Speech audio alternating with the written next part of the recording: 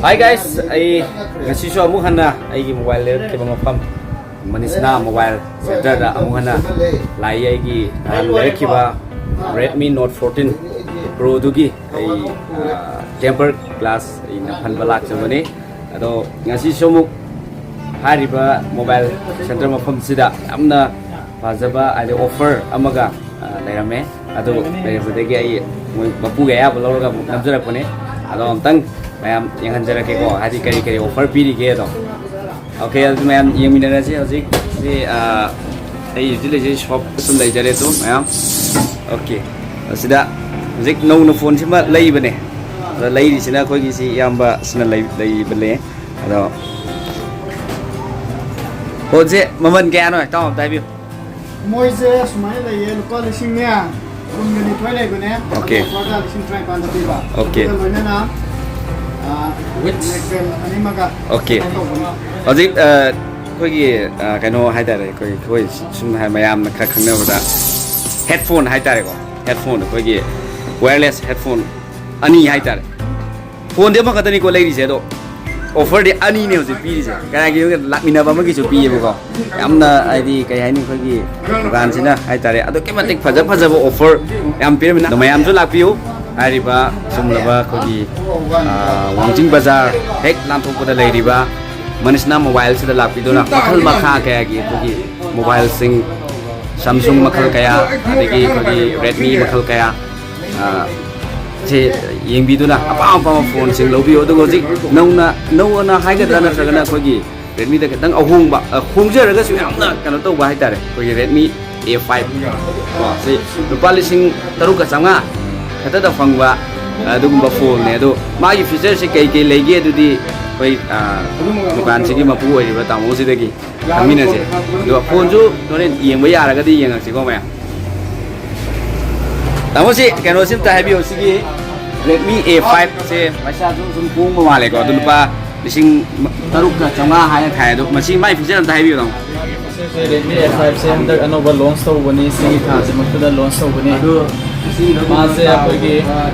Redmi model दा five की hongba model ने किसी Xiaomi company के अदुगा मंगोन फंगो फीचर जिंदे अतई company सिंग तारा का निथोय हुंदोय दा फंगो फीचर दो मंगोन याउसल है मागे प्रोसेसर तो Exynos प्रोसेसर याउसल है लेकिन बैटरी 5000 माइनर लाया RAM ROM 4000 4GB RAM 64 ROM लाया अदुगा 3 RAM 64 ROM लाया सीजन अब तो याम नुंगाई अहनसिंग नगा 5 याम नुंगाई नि 4G ओइरा ब्रांड तो 5G ना 4G ने ओके 5G दना A4 5G लाकदोय ओ अदो ओइ phone se khogi masak yengudumakti packaging thuaiba makti nungai tawdina phone masakti masak lei haibi re adudi masak somtang yeng se ko maya adi du adi mayam pura tangba lupa lising kun sa piba phone leiba khogi namjadraga su khogi ahungba sima pairaga su hungjaraga su khogi amna kai haini ahum mi aikun leiraga su ahung mane hajaraga mi ne yenguda tangom manba aduguma phone oramba su ye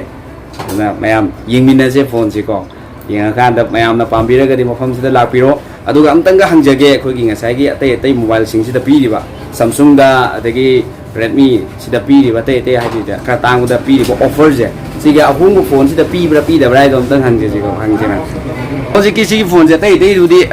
kanu si offer je pi da sigi phone ahung bani hai sida di pi bra mai offer je magi offer da makti hi Snap mobile na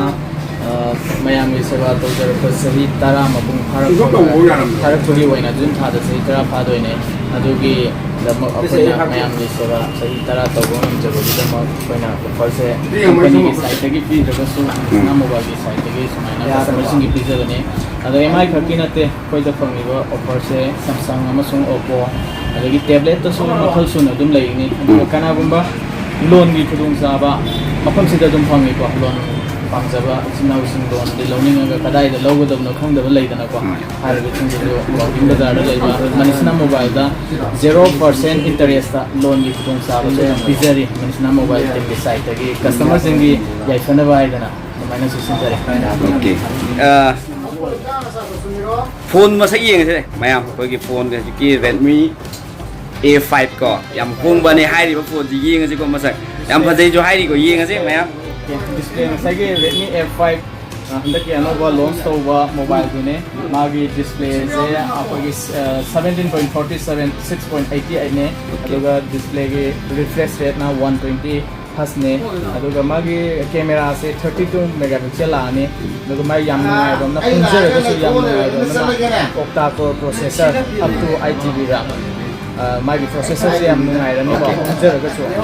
aduga mo battery da mangona phangise 5200 okay sida mo yam ngai ri ba mana 15 watt ki fast charging ma option la aduna overall yengo matam da masigi mobile se adugi matik fare low budget ta ko adun masa yam nanna yam ngai na pai ba model maning sem ta tang okay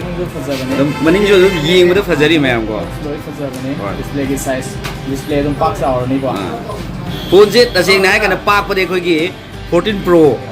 Note 14 Pro sida ju he da pai ko ba ngai ba type C oira ni charging se aduga audio le lo yaw ni ya this ki ba ngai ba ne aduga speaker da ko chala ba ne yam ngai ne okay guys